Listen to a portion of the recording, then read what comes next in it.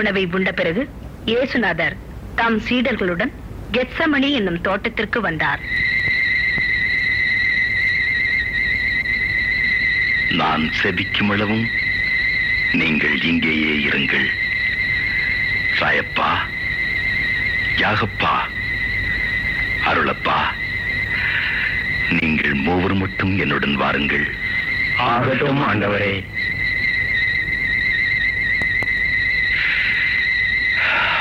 ராயப்பா, யாகப்பா, அருளப்பா,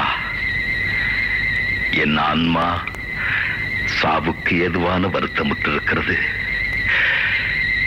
இங்கே தங்கி விழித்திருங்கள்.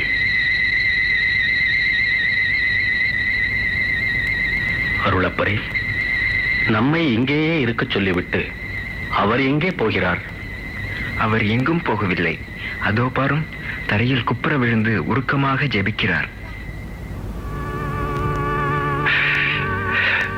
அப்பா, தந்தையே, அனைத்தும் உம்மால் கூடும்.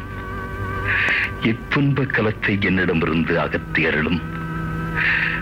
ஆகிலும் நான் விரும்புவது அன்று, நீர் விரும்புவதே ஆகட்டும்.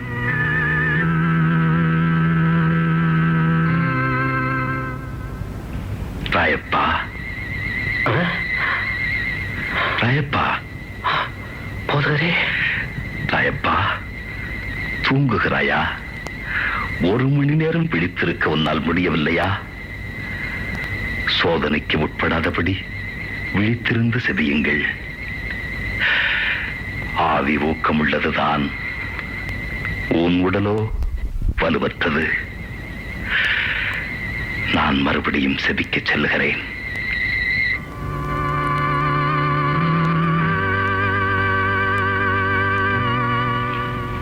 ராயப்பா, அருளப்பா, யாகப்பா, போதகரே, இன்னும் தூங்கி இளைப்பாறுகிறீர்களா? போதகரே, கண்ணிமைக்க கூடாது என்றுதான் எண்ணினோம். ஆனால் போதும், நேரம் வந்துவிட்டது. இதோ நான் பாவிகளிடம் கையளிக்கப்படப் போகிறேன். எழுந்திருங்கள், போவோம். இதோ என்னை காட்டிக் கொடுப்பவன் நெருங்கிவிட்டான்.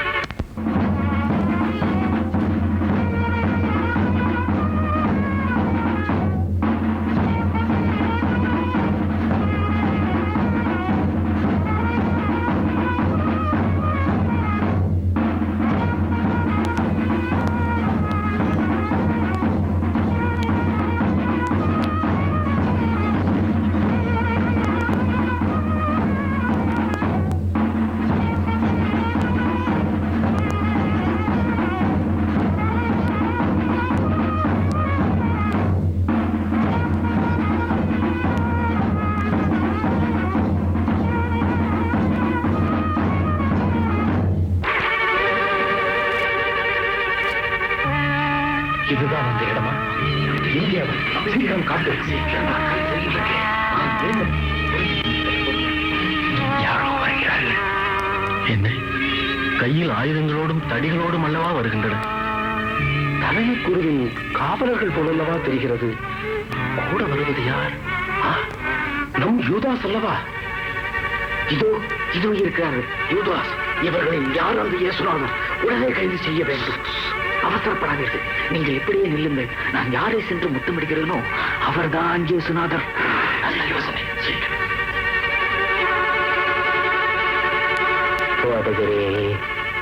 யூதாஸ், எதற்காக வந்தாய்? முத்தமிடுகிறாயா? யூதாஸ், முத்தமிட்டோ மருமகனை காட்டிக் கொடுக்கிறாய்.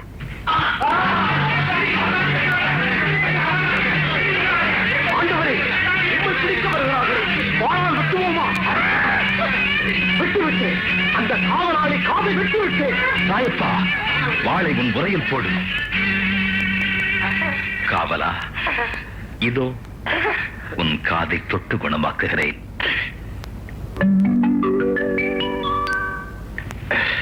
நீங்கள் எல்லாம் ஏன் பின்வாங்குகிறீர்கள்? யாரை தேடி வந்தீர்கள்? நான் தான்.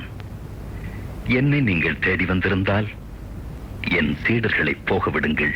என்ன பார்த்துக் கொண்டிருக்கிறீர்கள்? அவரை பிடியுங்கள்.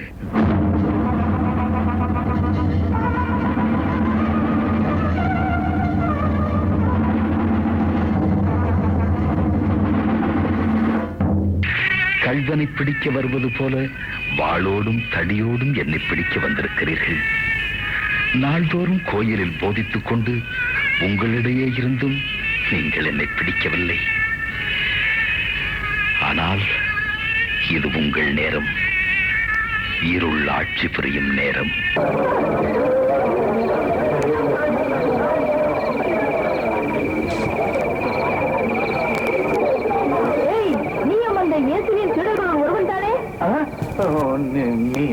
நீ என்ன சொல்ற?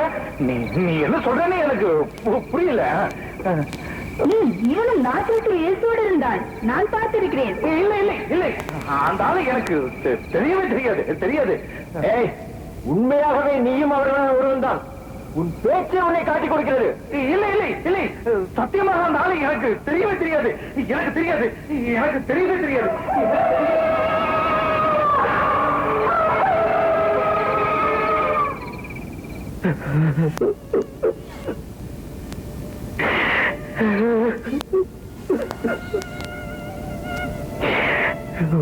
உயிருக்கு உயிராக அவரோடு ஒட்டி பழகி இருந்தும்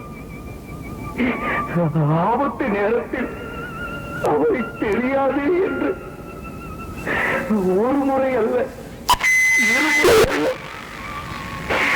மூன்று முறை மறுத்த மனசாட்சியற்ற மாப்பாதகர்.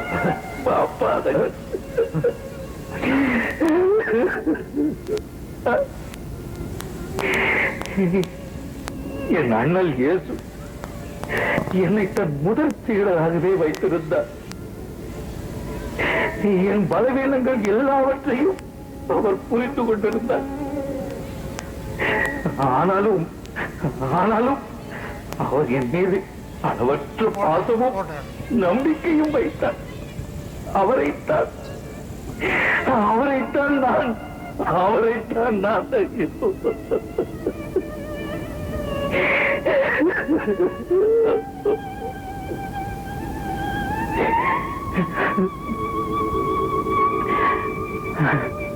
அவர் அப்போதே சொன்னார், அடே ராயப்பா, இன்றிரவு 2 முறை கோழி கூவுவதற்குள் நீ என்னை 3 முறை மறுப்பாயடா என்று.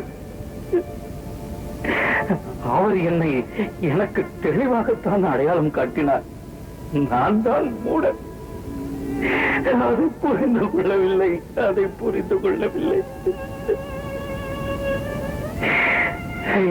எனக்கு அவ்வளவு திமிர், அவ்வளவு அகம்பாவம். என் விசுவாசத்தின் மீது அப்படி ஒரு அளவு கடந்த நம்பிக்கை. அதுதான் என்னை கவிழ்த்து விட்டது.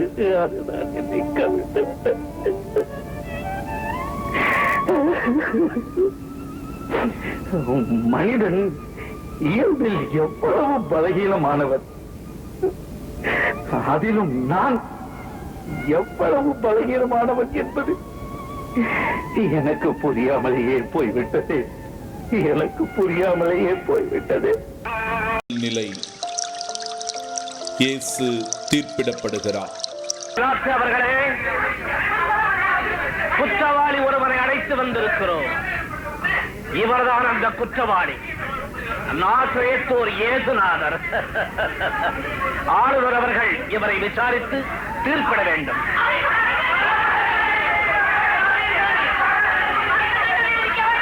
என்ன நடந்தனையா? நீங்களே முடிவு செய்து விட்ட பிறகு பின்னே நீங்க கொண்டு வந்தீர்கள்.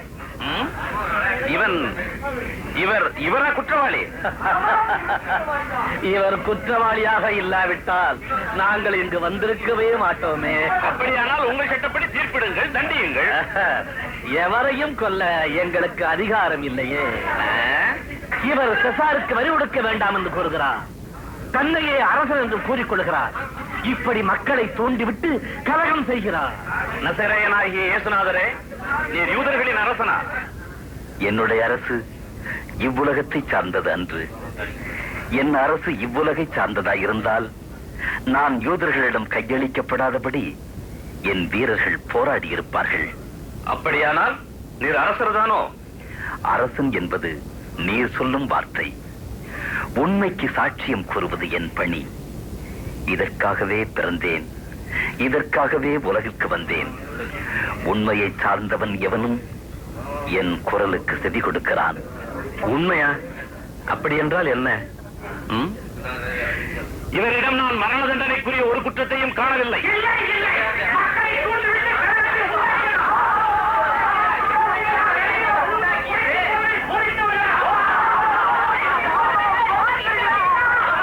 கலிலேயாவில் போதித்தாரா? அப்படியானால் ஏரோது அரசர் தான் தீர்ப்பிட வேண்டும். இவரை நீங்கள் ஏரோதரசரிடம் கூட்டிச் செல்லுங்கள். ஆளுநர் அவர்களே, இந்த இயேசுநாதரிடம் குற்றம் எதுவும் காணவில்லை என்று ஏரோது சொல்லி அனுப்பிவிட்டார்.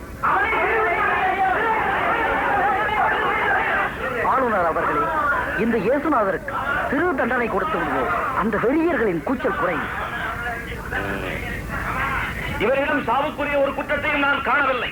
ஆகவே இவரை தண்டித்து விடுதலை செய்கிறேன்.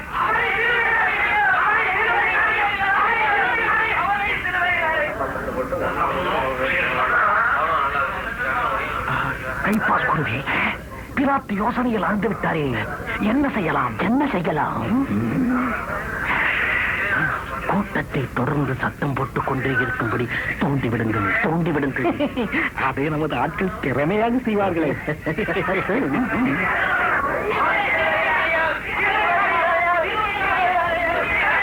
ஆளுநர் அவர்களே, கூட்டத்தின் கூச்சல் கட்டுக்கடங்காமல் போகிறது. நீங்கள் முடிவு கூறாமல் யோசித்துக் கொண்டே இருக்கிறீர்களே.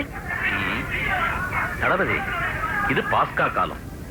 இவர்கள் ஆண்டுதோறும் கொண்டாடும் பாஸ்கா விழாவின் போது குற்றவாளி ஒருவனுக்கு விடுதலை அளிப்பது உண்டல்லவா? ஆமா. இம்முறை பெருங்கலகக்காரனான பரபாசையும் இவரையும் ஒன்றாக நிறுத்தி யாரை விடுதலை செய்வது என்று கேட்டால்? நல்ல யோசனை. அந்த பயங்கரவாதி பரபாசை கேட்க மாட்டார்கள், இந்த இயேசுநாதரையே விடுதலை செய்யும்படி கேட்பார்கள். அந்த பரபாசை உடனே இங்கே இழுத்து வாருங்கள்.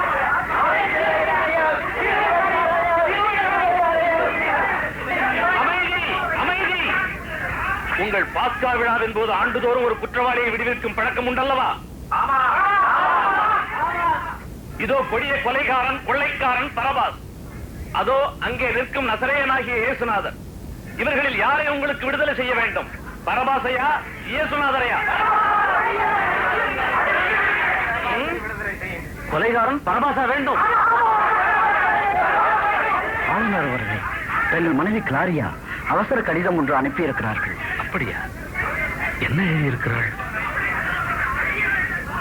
அன்பரே, உமக்கும் அந்த நீதிமானுக்கும் யாதொன்றும் ஆகாதிருக்க கடவுள். அவரை பற்றி கனவிலே வெகு பாடுபட்டேன். தங்கள் அன்பு மனைவி கிளாரியா. அப்படியானால் உண்மையில் இவர் நீதிமான் தான். அமைதி, அமைதி. மெசியா என்னும் இயேசுநாதரை நான் என்ன செய்யட்டும்? அவர் செய்த தீங்கு என்ன? நீங்கள் கேட்ட பரபாசை விடுதலை செய்கிறேன். சாவுக்குரிய குற்றத்தை இயேசுநாதரிடம் நான் காணவில்லை. எனவே இவரை தண்டித்து விடுதலை செய்கிறேன். தளபதியாரே, இவரை இழுத்துச் சென்று கசையடி தண்டனை கொடுத்து இங்கே கொண்டு வாருங்கள். அதை பார்த்தாவது இவர்கள் கல் நெஞ்சம் கரையட்டும்.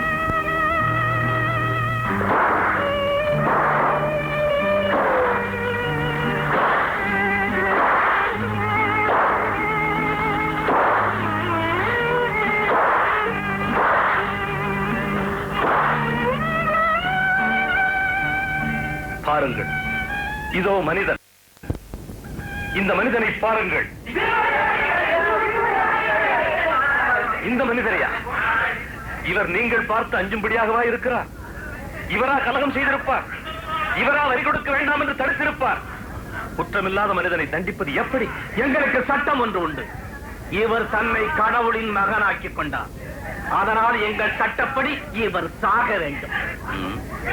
இயேசுநாதரே, நீர் எங்கிருந்து வந்தவர்? என்ன, என்னிடம் ஒன்றும் பேச மாட்டீரா? உம்மை சிலுவையில் அறையவும் உம்மை விடுவிக்கவும் எனக்கு அதிகாரம் உண்டு. மேலிருந்து உமக்கு அருளப்படாதிருந்தால் என் மேல் உமக்கு எவ்வித அதிகாரமும் இராது. அதனால் என்னை உம்மிடம் கையளித்தவன் பெரிய பாவத்துக்கு உள்ளானான். இவரை கையளித்தால் பாவமும் பழியும் உண்டாகுமாம். இவரை எப்படியாவது விடுவிக்க வேண்டும். இவரிடம் நான் எவ்வித குற்றத்தையும் காணவில்லை. எனவே இவரை விடுவித்து கூடாது. இவரை விடுவித்தால் நீர் மன்னர் செசாரின் நண்பர் அல்ல. இவர் உங்கள் அரசன் அல்லவா? இவர் எங்கள் அரசன் அல்ல. சிலுவையில் அறையும். உங்கள் அரசனை நான் சிலுவையில் அறைவதா? செசாரை தவிர வேறு அரசன் எங்களுக்கு இல்லை.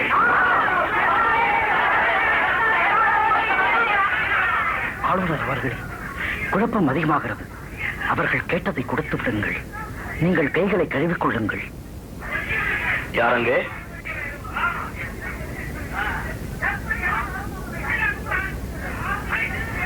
இவரது பழியும் பாவம் என் கரங்களில் ஒட்டக்கூடாது. என் கரங்கள் மீது தண்ணீரை ஊற்றும். இவருடைய ரத்தத்தின் மட்டில் நான் குற்றமற்றவன். அது உங்கள் பாடு. இவன் ரத்தம் எங்கள் மேலும் எங்கள் பிள்ளைகள் மேலும் இருக்கட்டும். நீங்கள் கேட்டுக்கொண்டபடி பரபாசை விடுதலை செய்கிறேன். இயேசுநாதரை, யூதர்களின் அரசரை சிலுவை மரணத்திற்கு கையளிக்கிறேன்.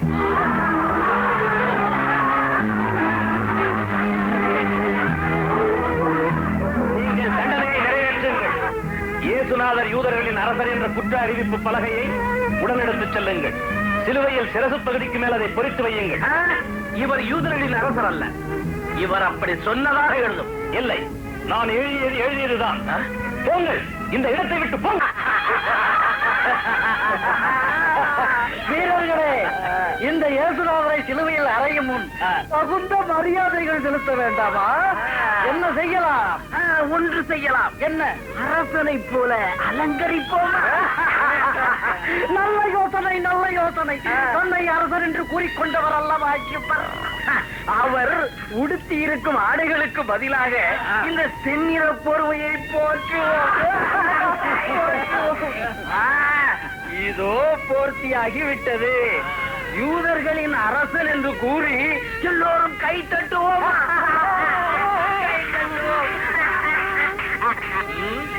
இன்னும் அரசனாகவில்லை. என்ன? இதோ கிரீடம். இதை சூட்டினார் அல்லவா அரசனாக? முள்ளாலான கிரீடம். முள்முடி சூட்டுவோமா? உமக்கு முள்முடி சூட்டுகிறோம். இந்த முள்முடியை இன்னும் அழுத்துங்க. முள்முடியை வையுங்க. இதோ பிரம்பு. இதை பிடியும். இதுதான் உமக்கு செங்கோல். யூதரின் அரசே, நீர் வாழி. அரசனாம் அரசன். முகத்தில் காரி உமிழுங்கள். இந்த கம்பை பிடுங்கி அவர் தலையில் ஊங்கி அடிப்போமா? அதுதான் அரசனுக்கு செய்யக்கூடிய மரியாதை. சரி, இவரை சிலுவையில் அறைய வேண்டும் அல்லவா? ஆமாம் ஆமாம். இவரை கொல்கத்தாவுக்கு கூட்டிக் கொண்டு செல்வோம். 2ஆம் நிலை. இயேசுவின் தோள் மீது சிலுவையை சுமத்துகிறார்கள்.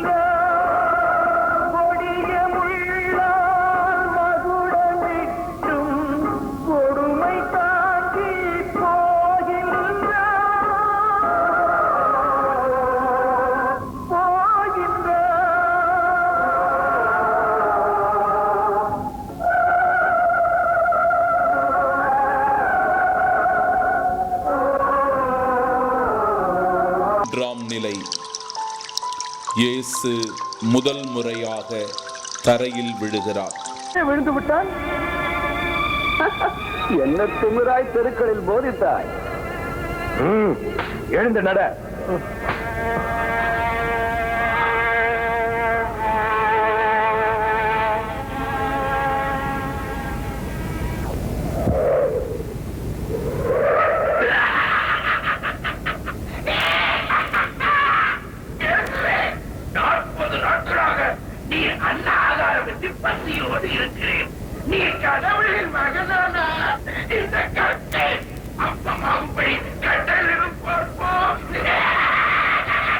மனிதன் அப்பத்தினால் மட்டுமல்ல, கடவுளின் வாய் என்று வரும் ஒவ்வொரு சொல்லினாலும் உயிர் வாழ்கிறார்.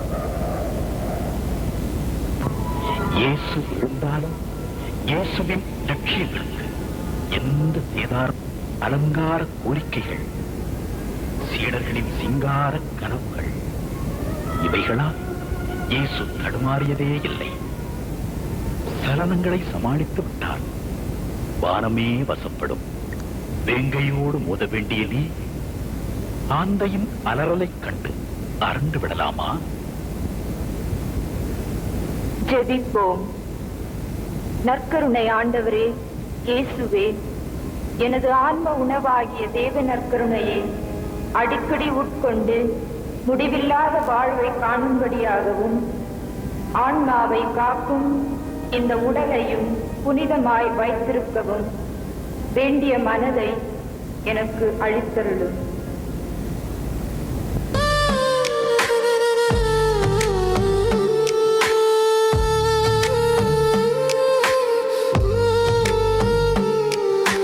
நான்காம் நிலை, இயேசு தம் தாயை சந்திக்கிறார்.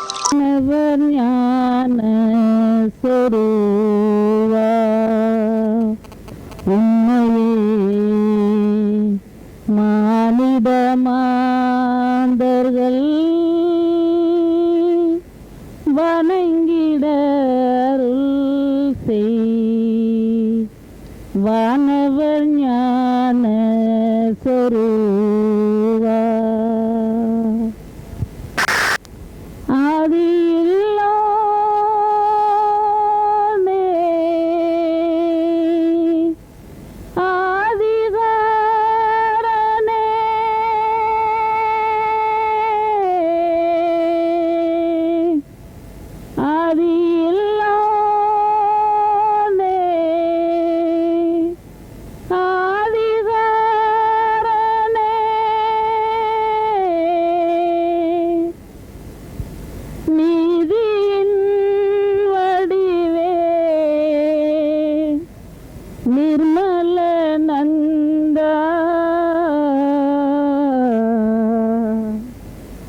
வானவர் ஞான சொருவா. உன்னையே மாநில மாந்தர்கள் வணங்கிட அருள் செய். வானவர் ஞான சொருவா. ஒருவாய் நீதியான் உலகமைத்தவனே,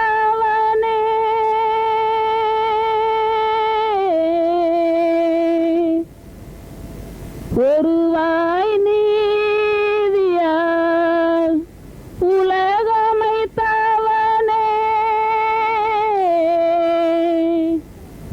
நீதியின் வடிவே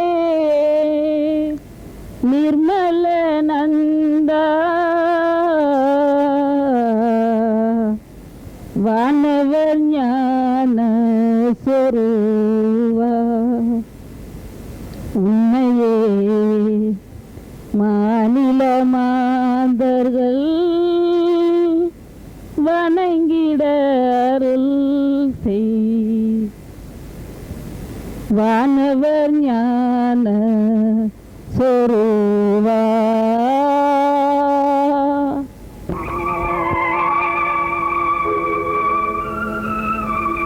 மகனே, எந்த நிலையிலா நான் உன்னை பார்க்க வேண்டும்? நீ வாழ்வு வழங்க வந்த இந்த யூதர்களே உன்னை சாவுக்கு கையளித்து விட்டார்களே. ஆனாலும் மகனே, இது உனக்கு அவமானம் அல்ல, தண்டனையும் அல்ல. இந்த மனுக்குலம் மீட்பு பெறுவதற்கு, இந்த மனிதர்கள் நல்வாழ்வு பெறுவதற்கு நீ உழைத்ததால் கிடைத்த பரிசு. கடவுளின் திட்டத்தை நிறைவேற்ற தொடர்ந்து போ. உன் பயண பாதையில் நான் உன்னுடன் இருக்கிறேன். மகனே, உனது இந்த கோர நிலையை பார்த்து என் உள்ளம் பரிதவிக்கின்றது. என்னால் அழாமல் இருக்க முடியவில்லையே.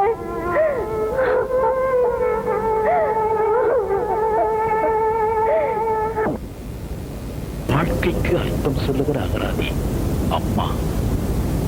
அம்மாவின் ஆசை மட்டும் ஒருவருக்கு கிடைத்து விட்டால் உலக உருண்டையே அவர் உள்ளங்கைகளில் உருளுகிற ஓடிக்கொண்டுதான். அன்னை மாற்றம் குறையாத தங்கம். அவளுக்கு மாற்றாக உலகில் ஏதும் இல்லை. அவள் ஊட்டுகிற பாலில் நேரம் கரைந்திருக்கும், தியாகம் நிறைந்திருக்கும், பாசம் குறைந்திருக்கும். ஜெபிப்போம். அம்மா, தேவ அன்னையே, இயேசுவின் சிலுவை வழி நானும் நடந்து செல்லவும், நீர் உலகிற்கே தாய் என்பதை உணர்ந்து கொள்ளவும், நீர் இறை சித்தத்தை ஏற்று கீழ்ப்படிந்த அவ்வழியே நானும் நடக்கவும் அருள் தாரும் அம்மா. இந்த பாடுகள் உந்தன் வாழ்வுக்காய் சொந்தப்படுத்தி ஏற்றுக்கொண்டார். நேசிக்கின்றாயோ இயேசுநாதரை? நேசித்து வா குருசெடுத்தே சேவல். நிலை இயேசுவுக்கு சீமோன் உதவி செய்கிறார். சிலுவையை சுமந்து கொண்டு வர கஷ்டப்படுகிறான். என்ன செய்வது? இவன் இந்த சிலுவையை சுமந்து கொண்டு கல்வாரி வரை வரமாட்டான் போல இருக்கிறதே. அது அங்கு ஒரு விவசாயி வருகிறான். அவனை பிடித்து சற்று நேரம் சுமக்க வைப்போம். இங்கே வா. உன் பெயர் என்ன? சீமோன், ஈரேனே ஊரை சேர்ந்தவன். சரி, இவனுடன் சிலுவையை தூக்கி கொண்டு வா. சரி ஐயா.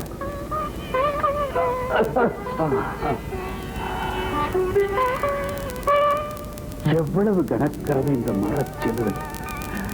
பாவம், இந்த அப்பாவி மேல் வைத்து இழுத்து வருகிறார்களே இவர்கள். இந்த அவமானத்தின் சின்னத்தை என் மேல் வைத்து கட்டாயப்படுத்துகின்றார்கள்.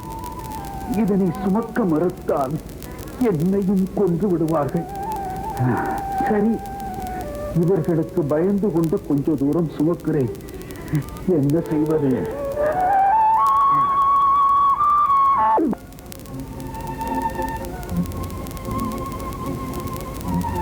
பாரமுள்ள சிலுவைகள் நடுவிலும் நெஞ்சில் ஈரமுள்ள மனிதர்கள் உண்டு என்பதன் உயர்ந்த உதாரணம் சீமோன். தோழமை தோள் கொடுப்பதிலே தொடங்க வேண்டும். வாய்மொழியோடு நின்றுவிட்டால் வகையற்று போய்விடும். பளபளக்கிற பாதரச சொற்கள் சராசரிகளுக்கு உண்ணுகிற பருக்கைகள் ஆவதில்லை. ஊருக்கெல்லாம் அறிவித்துவிட்டு செய்கிற விளம்பர உதவிகளை விட ஆபத்தில் உதவுவது சிறப்பானது. தாய்ப்பாலே விலையாகி போன உலகில் வசதி இருக்கிற போது முய்ப்பதும் வறுமையாகிற போது ஓடுவதும் உறவின் இலக்கணம் என்றாகிவிட்டது.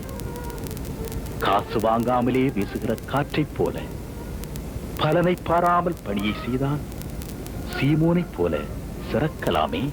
ஜெபிப்போம். ஆதாமின் வழிவந்த மனித குலத்தை மீட்க வந்த ஆண்டவரே, இவ்வுலகில் வாழும் ஒவ்வொரு ஆண் மகனும் சிமியோனைப் போல் மனித நேயம் கொண்ட மனிதனாய் வாழ அருள் புரிவாய். சிமியோனைப் போல் நாங்களும் உமது பாடுகளில் பங்கேற்கும் வாய்ப்பை எமக்கு அளித்தருளும்.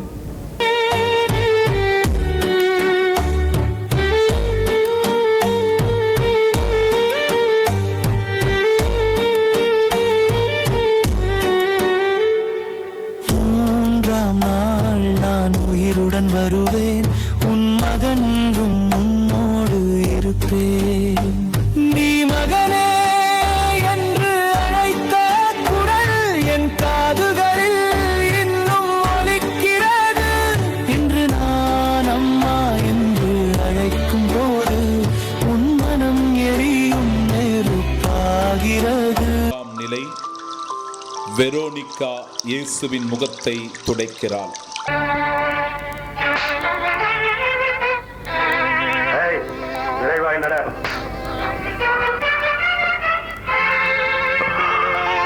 என் இயேசுவே, உமக்கேன் இந்த நிலைமை?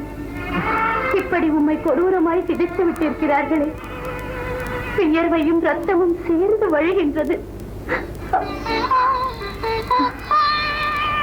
யார் இவள்?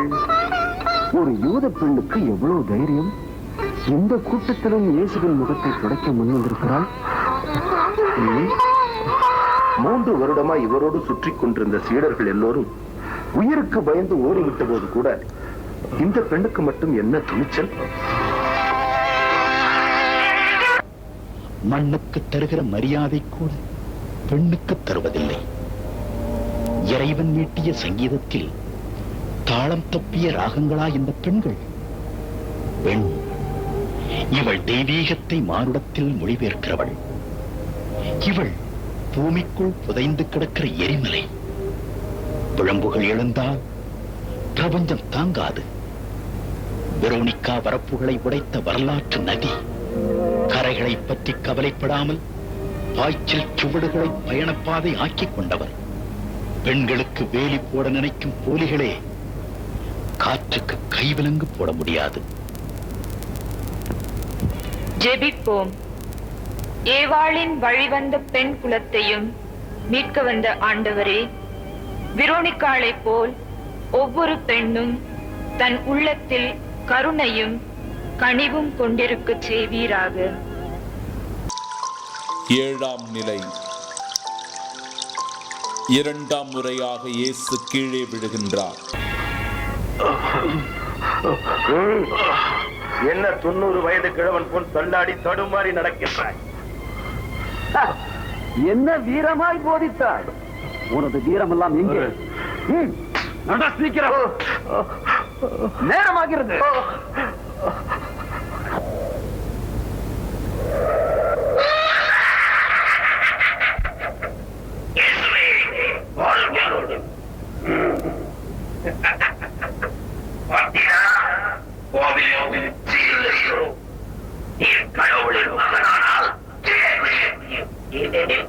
நம்முடைய தூதர்களுக்கு உம்மை குறித்து கட்டளையிடுவார். உமது கால் தள்ளில் போதாதபடி அவர்கள் தங்கள் கைகளால் உம்மை தாக்கி தருவார்கள். கடவுளாகிய ஆண்டவரே, நீ சோதியாதே. மக்கள் எல்லாரும் பவனிக்கு பின்னாடி. காயமும் களைப்பும். 2ஆம் முறை விழுந்து விட்டோம் என்று இயேசுவுக்கு எண்ணம் எழவில்லை. எழுவதை பற்றியே அவருக்கு எண்ணம். தோல்விகள் தொடரும் போது வாழ்வு சோகத்தில் முடியும். நெருக்கடி மக்கள் மனம் மன்றாட்டு வாசிக்கிறது. மக்கள் நெருக்கடிகள் நெறிப்படுத்துபவை. காட்டாற்று வெள்ளத்தில் காயப்படுகிற கூழாங்கல் சீவப்பட்ட சிங்கார கல்லாய் மேசையில் அமர்வதை நீ பார்த்ததில்லையா? ஜெபிப்போம். ஆண்டவரே, சோதனைகள் என்னை வாட்டும் பொழுது நீர் என் அருகில் இருக்கின்றீர். நீரும் இத்தகைய சோதனைகளை அனுபவித்து வென்றீர். அதுபோல் நானும் எனது வாழ்வின் சோதனைகளை சாதனைகளாக மாற்றி அமைத்திட மனத்திடனை எனக்கு தாரும். கதையாகிவிட்டதே. அவரை கொள்வார்கள் என்று தெரிந்திருந்தால் காட்டிக் கொடுத்திருக்க மாட்டேனே. கொஞ்சுவது போல் கொஞ்சி கொடுமை செய்ய தூண்டிவிட்டார்களே கொடும்பாவிகள். அன்பின் உருவம், ஆருயிர் ஜோதி, இன்பத்தின் இருப்பிடம், ஈடு இணையில்லா பொக்கிஷம், உலகத்தின் ஒளி, பூதாரிகளின் அடைக்கலம், எல்லையில்லா கருணை வடிவம், ஏழைகளின் எந்தை, ஐயமுறுவோர் ஆதரவு, ஒப்பற்ற மாணிக்கம், ஓய்வில்லா உபதேசி, அவ்வியம் பேசுவோரின் அநாத ரட்சகர். அக்கு வடிவம் உள்ள 3 ஆட்களிலே 2ஆம் அவரான ஏகசுதனை இயேசுபரனை என் குருநாதரை காட்சி கொடுத்து விட்டேனே. இனி எப்படி வாழ்வேன், எப்படி வாழ்வேன்? எனக்கு நிம்மதி கிடைக்க வழியே இல்லையா, வழியே இல்லையா? எனக்கு சாந்தி கிடைக்க வழியே இல்லையா?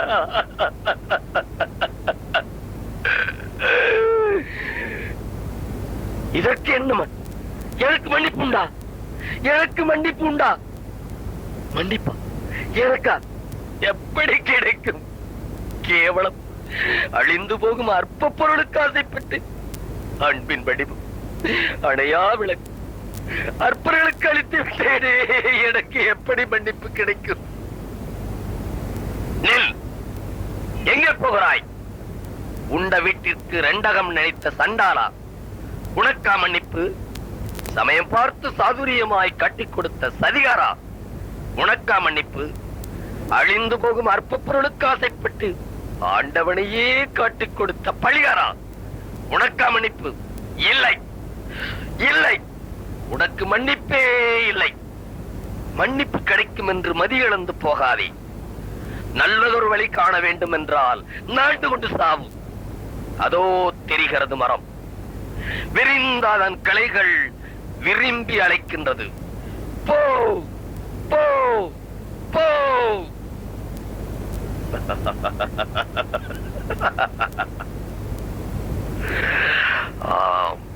மாண்டு விடுவதுதான் சரி. என் தவறுக்கு தகுந்த தண்டனை தற்கொலைதான். இனி எனக்கு அங்குதான் நிம்மதி, அங்கேதான் அன்புதான் ஆர்ப்பரிக்கிறது, சாந்தம் சலனமிடுகிறது. என் வாழ்வும் தாழ்வும் அந்த வண்ண மரத்திலேதான். தூக்கு கயிறே, துரோகி நான், நீயாவது என்னை ஏற்றுக்கொண்டு நீண்டதொரு அமைதியை கொடு. நான் போகிறேன். போகும் முன் ஒரு வார்த்தை, என் முடிவு எல்லோருக்கும் ஒரு பாடமாயிருக்கட்டும். என் இன்னல் பாராயோ மகனே, என் மகளே, உனக்காக நான் வந்தேன் மகனே, என் மகளே, உன்னாலே நான் நொந்தேன் மகனே, என் மகளே, உனக்காக நான் வந்தேன் மகனே, என் மகளே, உன்னாலே நான் நொந்தேன் மகனே, என் மகளே, பாவங்கள் துறப்பாயோ மகனே, என் மகளே, என் பக்கத்தில் இருப்பாயோ மகனே, என் மகளே. நிலை. இயேசு எருசலேம் பெண்களுக்கு ஆறுதல் கூறுகிறார்.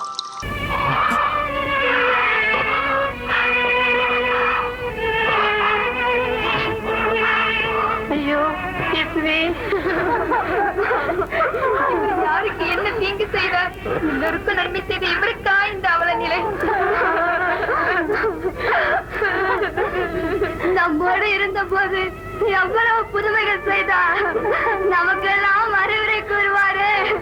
ஒரு குற்றமும் செய்யாத இவரை சிலுவையில் அடைந்து கொள்ள போகிறார்களே, இது என்ன கொடுமை!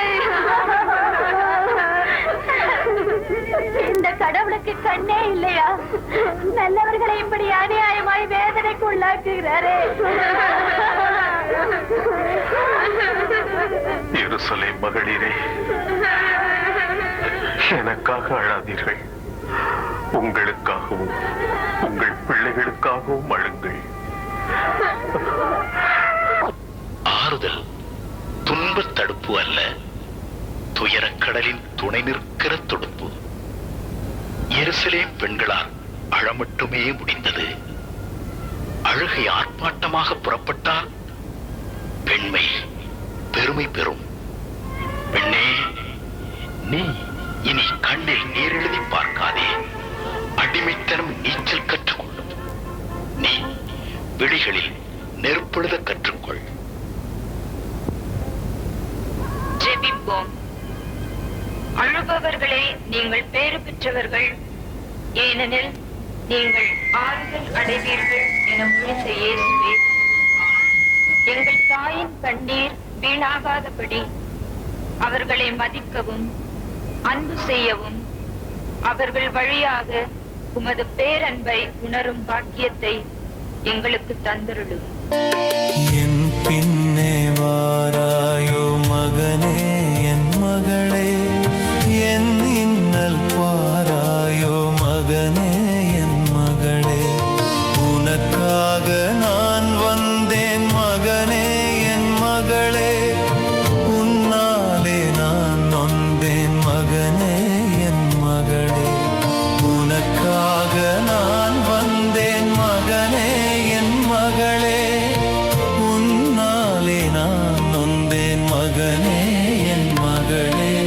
9ஆம் நிலை.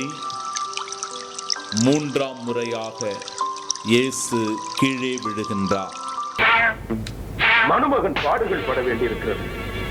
என்னை அப்படி செய்வார்கள் இப்படி செய்வார்கள் என்று சாவுக்கு முன் தீர்க்க தரிசனம் சொன்னாயே, இப்போது நடக்க கூட தடுமாறுகிறாய்.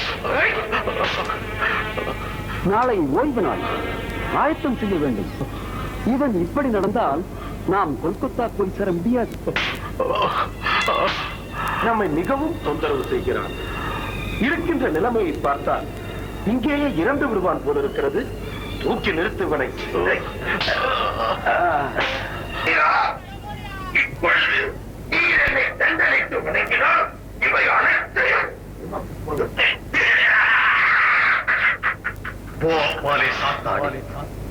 கடவுளாகிய ஆண்டவரை வணங்கி அவரை மட்டுமே ஆராதிப்பாயாக என எழுதியிருக்கின்றது.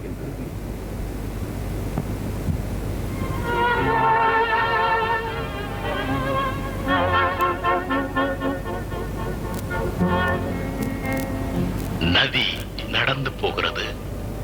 குறுக்கே நிற்கும் மணல் மேடுகளையும் தடுக்க வரும் நாடல் நாற்றுகளையும் இடித்துக் கொண்டு இடம் பெயர்கிறது.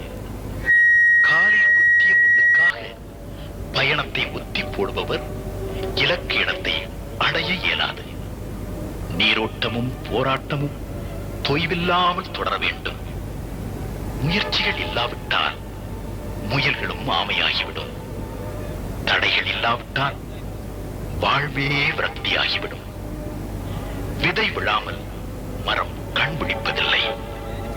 லட்சியவாதி தடைகளை கண்டு சோர்ந்து விடக்கூடாது என்பதை ஏம்பிடத்தான் இயேசு விழுந்த இடத்திலிருந்து எழுந்து நடக்கிறார். மனிதர்களே, உங்களை வீழ்த்தும் ஆயுதங்களை அடையாளம் கண்டுகொள்ள வேண்டும். குடிப்பழக்கம், போதைப் பொருள், சூதாட்டம், ஊதாரித்தனம், வெட்டி பேச்சு, புறங்கூறல், இவையெல்லாம் உங்களை வீழ்த்திட கூட்டணி அமைத்துக் கொண்டு நிற்கின்றன. ஆனால் விழுந்தவர்களை எழுப்பிவிட முயற்சியும் தன்னம்பிக்கையும் மட்டுமே உண்டு. ஜெபிப்போம். இயேசுவே, மூடி இருக்கும் மொட்டுக்கள் மலர கதிரவனின் கதிர் தேவை.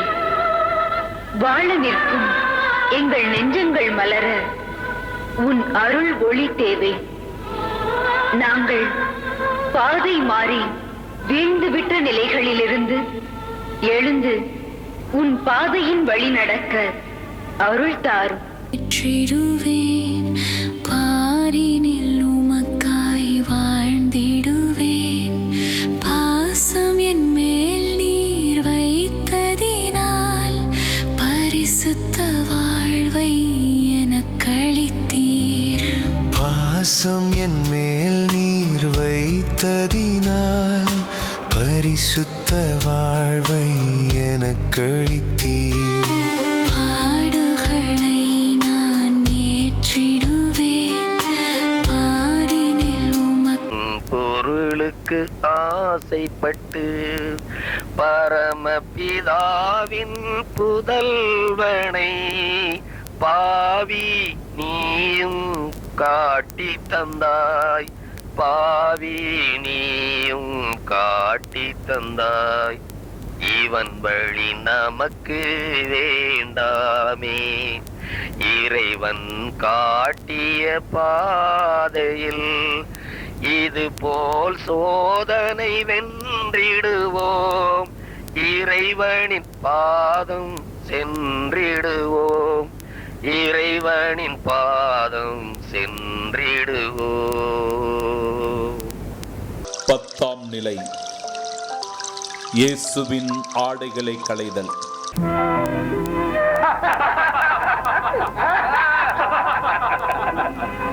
என்ன ராஜரீக ஆடை இது? சாலமோன் கூட இதனை போல் உடுத்தி இருக்க மாட்டான். இது தையல் இல்லாத ஆடை. இதனை கிழித்தால் ஒன்றுக்கும் உதவாது. எனவே சீட்டு போட்டு பகிர்ந்து கொள்வோம். ஆடை இல்லாமல் ஆளுக்கு மதிப்பில்லை. ஆள் இல்லாமல் ஆடைக்கும் சிறப்பில்லை. எனவேதான் ஆள் பாதி ஆடை பாதி என்கிறார்கள். கொலையை விட கொடியது அவமானம். அடுத்தவருக்கு அவமானம் நேர்ந்தால் தனது மானம் காக்கப்படும் என்று நினைப்பது ஒருவித மனநோய். இந்த மனநோயாளிகள் அடுத்தவர்களை அவமானப்படுத்தி தமக்கு பெருமை சேர்க்க முயல்கிறார்கள். ஜெபிப்போம். ஆண்டவரே, மீண்டும் மீண்டும் உம்மை அவமானப்படுத்தாமல் உம் பெயரை பெருமையோடு பேசவும் உமது சாட்சிகளாக வாழவும் எம்மை வழி நடத்தும். பாவம் என்னும் ஆடைகளை தினமும் கலைந்து பரிசுத்தம் என்னும் ஆடைகளால் என்னை போர்த்தி அருளும். ஆடையின்றி இருக்கும் ஏழை எளியவருக்கு ஆடை கொடுத்து உதவவும் அடக்க ஒடுக்கமான உடைகளை அணியும் நல்ல உள்ளத்தை எனக்கு தந்துள்ளது. உம்மை காப்பாற்றி வளர்க்க எத்தனை கவலைப்பட்டேன். பிறர் ஒருவர் கையில் கொடாமல். 11ஆம் நிலை. இயேசுவை சிலுவையில் அறைகின்றார்கள். 3 மணிக்குள் நம் வேலையை முடிக்க வேண்டும்.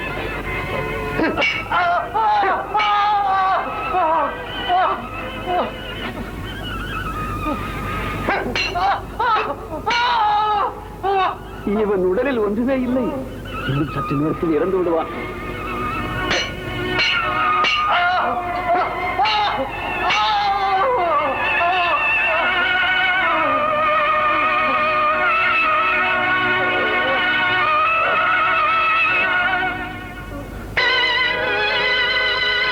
எளியவர் ஏற்றப்பெற தன்னை ஏழியாக்கியவர் ஆணிகளால் அறைப்பட்டு நிற்கிறார். வன்முறையே கூடாது என்றவரை வன்முறை வளைத்துக் கொண்டது. அமைதி புறாக்களை உலகம் சிதைத்து வதைத்து சித்திரவதை செய்து கொன்று விடுகிறது.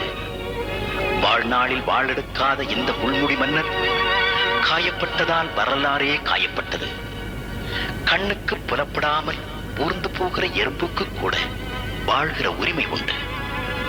கருத்துக்களுக்கு மறுத்துரைக்க இயலாதவர்கள் எப்போதும் நாடுவது வன்முறை. பூமியின் அழுக்கை சலவை செய்ய வந்த சமூகவாதிகளை உலகத்திலே வைக்கக்கூடாது என்கிற வன்முறை வாய்ப்பாட்டுக்கு இனி முற்றுப்புள்ளி வைக்க வேண்டாமா? ஆயுதம் தமிழ் எழுத்தில் மட்டும் போதும், வாழ்வில் வேண்டாம். வாழ்விக்கும் வான்மழை போதும், வாழ்வை குறைக்கும் துண்டுமழை வேண்டாம். வறியோரை வலியோர் வதைக்கலாம் என்கிற வக்ர சிந்தனைக்கு முற்றுப்புள்ளி வைப்போம். இந்த செம்மறியின் ரத்தத்தில் பூமி நம்மை சுத்தம் செய்து கொள்ளட்டும். ஜெபிப்போம். என் அன்புள்ள ஆண்டவரே, உம்முடைய சேவைகளை நான் தொடர்ந்து செய்யவும் நற்செய்தியை எங்கும் பரப்பவும் என்னையே உமக்கு அர்ப்பணிக்கின்றேன். ஏற்றுக்கொள்ளும், பயன்படுத்தும். போகிற தேசங்களில் எல்லாம் நடந்த வழியெல்லாம் கூட நடந்து திருவசனங்களின் அமிர்தம் சுகித்து ஆச்சரியங்களை கண்டு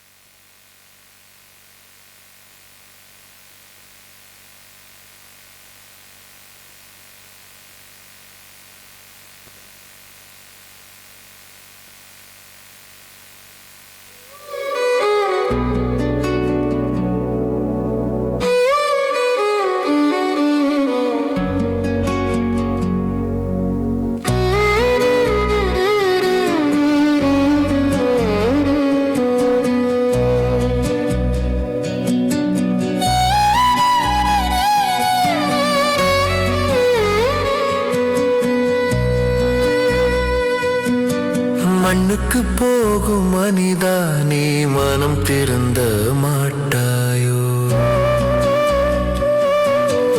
மண்ணுக்கு போகும் மனிதா நீ மனம் திருந்த மாட்டாயோ. 12ஆம் நிலை. இயேசு சிலுவையில் உயிர் விடுகிறார்.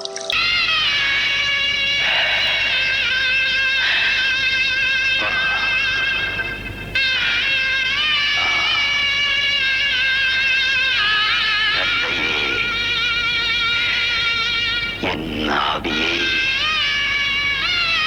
என் கைகளில் ஒப்படைக்கிறேன்.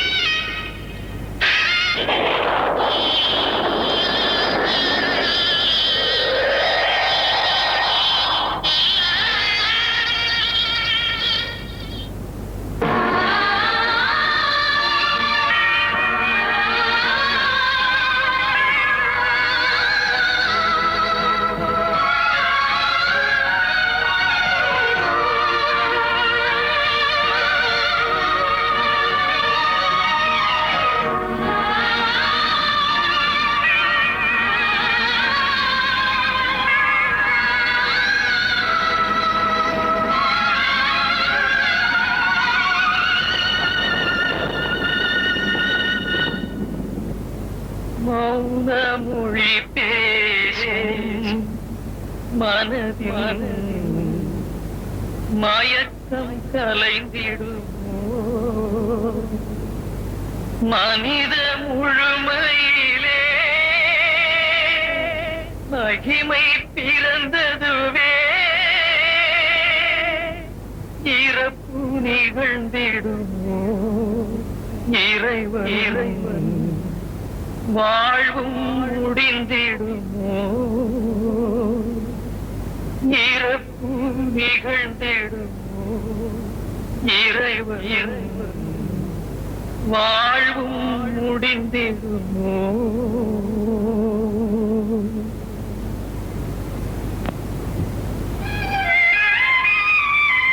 மரணம் மனித வாழ்வில் அதிர்வுகளை ஏற்படுத்தும் ஆற்றல் பெற்றது.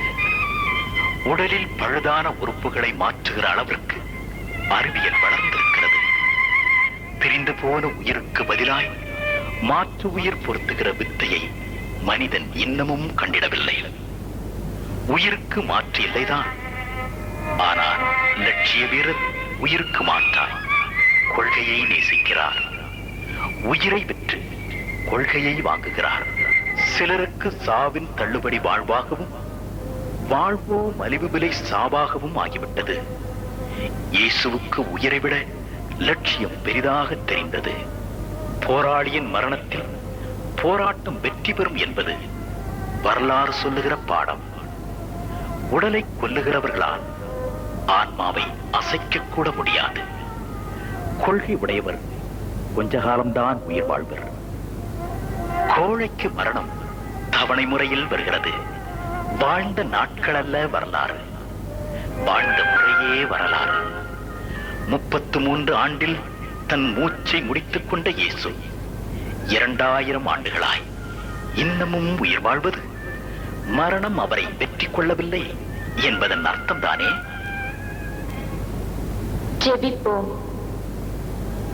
மரணம் வரைக்கும் உம்மையே தாழ்த்தி எனக்காக பலியாக சிலுவையில் ரத்தம் சிந்தி உயிர் நீத்த என் அன்பு இயேசுவே, ஒவ்வொரு திருப்பலியிலும் உம்முடைய அன்பை நினைத்து நீர் செய்த அதே பலியை கொண்டாடி உம்முடைய திருவுடலை உட்கொண்டு உம்முடைய மீட்பளிக்கும் இரத்தத்தால் கழுவப்பட்டு புனிதம் பெற்று உமக்காகவே வாழும் வரத்தையும் உம் திரு சிலுவையை உற்று பார்த்து வாழ்வு பெறக்கூடிய மனதிடனையும் உமக்காக தாகம் கொள்ளும் மனநிலையையும் எனக்கு தந்தருளும். 13ஆம் நிலை. இயேசுவை அன்னையின் மடியில் கிடத்துகிறார்கள். கொடிதான பாடுபட்டு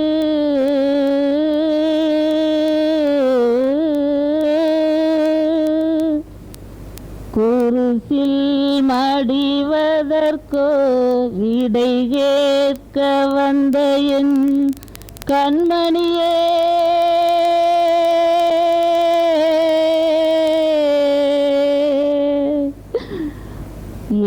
என் உயிர்க்குயிரே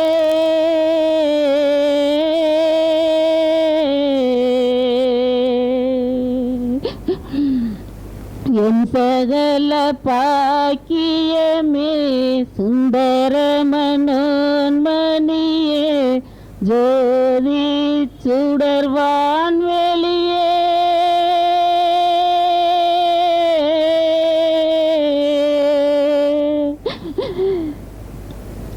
அகிலாண்ட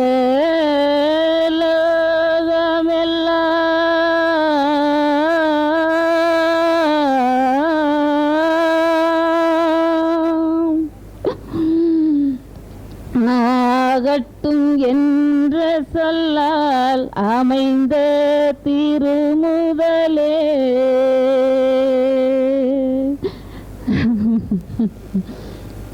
அடியவள் என் வயிற்றில்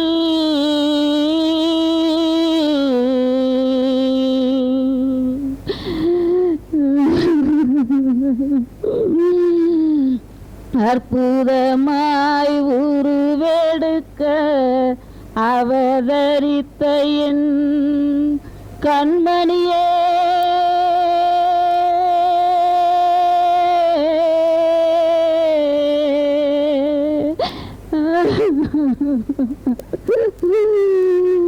இந்தனையில் நான் இழந்து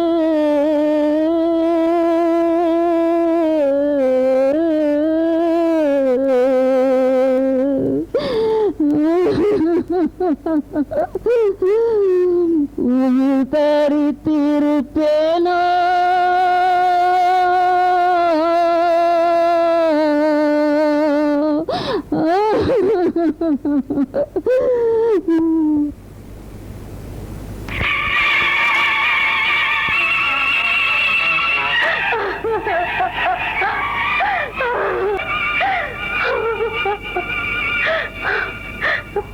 மகனே, உன்னை இப்படி சாவுக்கு கையளிப்பதற்காகவா அன்று கபிரியேல் தூதரிடம் ஆம் என்று சொன்னேன்.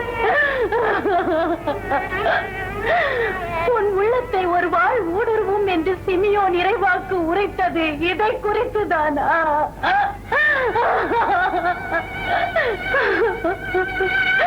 நான் தந்தையின் இல்லத்தில் இருக்க வேண்டும் என்பது உமக்கு தெரியாதா என்று கேட்டாயே. இப்பொழுது தந்தையின் வீட்டிற்கே நிரந்தரமாய் சென்றாயோ? மகனே, என் உள்ளம் படும் வேதனை உனக்கு தெரிகிறதா? இனி உலகில் எனக்கு யார் இருக்கிறார்கள்?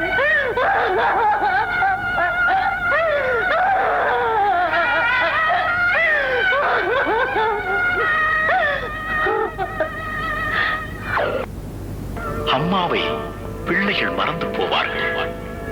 ஆனால் அம்மாவுக்கோ தூக்கத்திலும் கூட பிள்ளைகளின் நினைவே விழிவாசல் ஓரம் விழித்திருக்கிறது. அவள் இரத்தத்தை பாலாக பருகிய குழந்தைகள் வயோதிக காலத்தில் அவளை ஒதுக்கி விடுகிறார்கள். மனைவி கணவனை விவாகரத்து செய்துவிடலாம், ஆனால் தாய் ஒருபோதும் தன் பிள்ளையை உதறிவிடுவதில்லை. அம்மா அவள் இரக்கத்தின் கவிதை. ஜெபிப்போம். திருச்சபையின் அன்னையே, என்னை திருச்சபையின் உயிருள்ள அங்கமாக மாற்றியருளும். மோட்சத்தின் ராக்கினியான அன்னையே, என் மரண நேரத்தில் என் அருகிலிருந்து என்னை மோட்சத்திற்கு கொண்டு போய் சேர்த்தருளும். 14ஆம் நிலை. இயேசுவின் உடலை கல்லறையில் அடக்கம் செய்கிறார்கள்.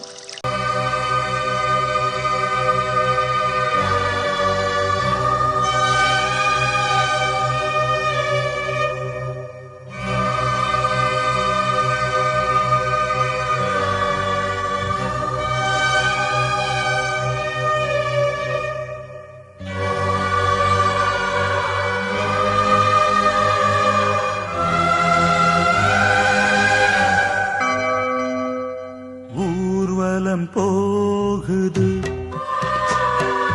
ஊர்வலம் ஊர்வலம் போகுது, ஊர்வலம் போகுது, இறுதி ஊர்வலம் போகுது. அன்று இறைவனின் ஊர்வலம், இன்று மனிதனின் ஊர்வலம். அன்று இறைவனின் ஊர்வலம், இன்று மனிதனின் ஊர்வலம். அதில் மாண்புகள் மலர்ந்திடும், புது வாழ்வுகள் பிறந்திடும். ஊர்வலம் போகுது, இறுதி ஊர்வலம் போகுது.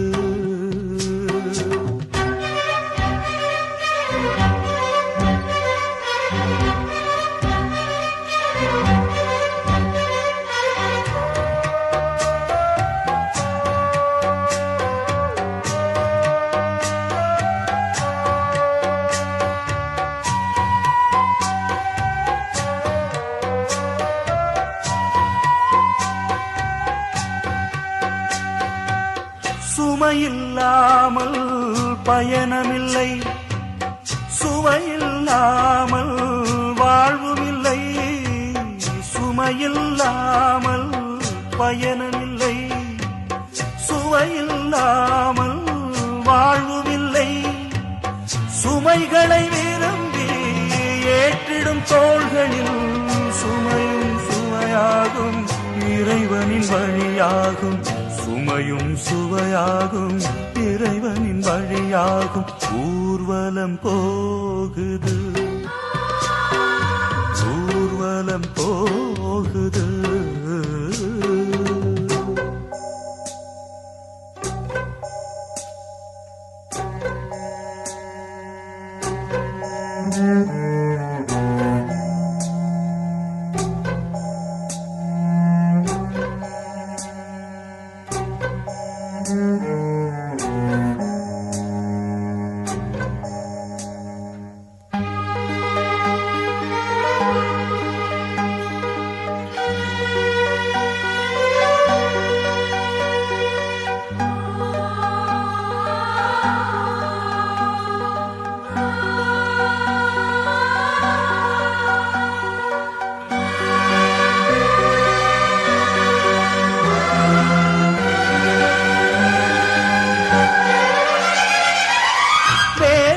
இல்லாமல் பயணமில்லை, வெற்றி இல்லாமல் வாழ்வும் இல்லை. வேதனை இல்லாமல் பயணமில்லை, வெற்றி இல்லாமல் வாழ்வும் இல்லை. துன்பமாம் சிலுவை வெற்றியில் சின்னம், வேதனை உரமாகும் தேவனின் வழியாகும். வேதனை உரமாகும் தேவனின் வழியாகும். ஊர்வலம் போகுது, ஊர்வலம் போகுது. அன்று இறைவனின் ஊர்வலம், இன்று மனிதனின் ஊர்வலம். அன்று இறைவனின் ஊர்வலம், இன்று மனிதனின் ஊர்வலம். அதில் மாண்புகள் மலர்ந்திடும், புது வாழ்வுகள் பிறந்திடும். ஊர்வலம் போகுது, இறுதி ஊர்வலம் போகுது. உருகாதோ நெஞ்சம் நெகிழாதோ, கண்ணீர் பெருகாதோ. ராஜா இயேசு ராஜா, ராஜா இயேசு ராஜா. உருகாதோ நெஞ்சம் நெகிழாதோ, கண்ணீர் பெருகாதோ. ராஜா இயேசு ராஜா, ராஜா இயேசு ராஜா.